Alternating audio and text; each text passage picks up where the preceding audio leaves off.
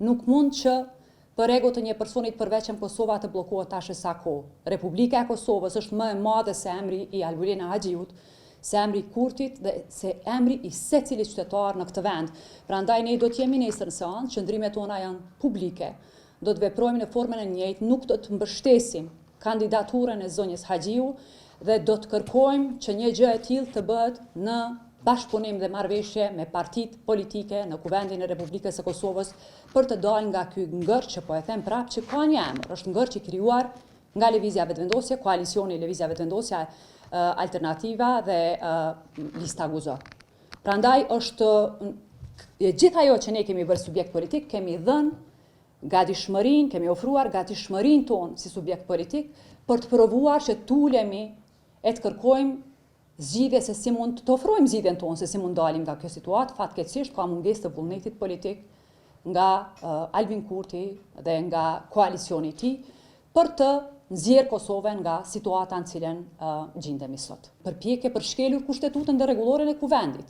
Nuk mund që me arbitraritet theksuar një subjekt politik të provojë të instaloj diktat, e para të imponoj një kandidat që nuk merr besimin e deputetëve në kuvendin e Kosovës, e dyta të shkel procedurat që një proces që ka filluar tash e sa kohë, që është procesi i votimit për zgjedhur kryekuvendarin ose kryekuvendaren, të provojë që të ndikojë në procedurat e brendshme të kuvendit e të ndryshoj formën e votimit. Kjo nuk ndodh në asnjë shtet demokratik, nuk ka ndodhur asnjëherë në Republikën e Kosovës, dhe është një precedent i rrezikshëm për mënyrën se si këta e shohin shtetin, e shohin. Jam deputete zgjedhur prej vitit 2010.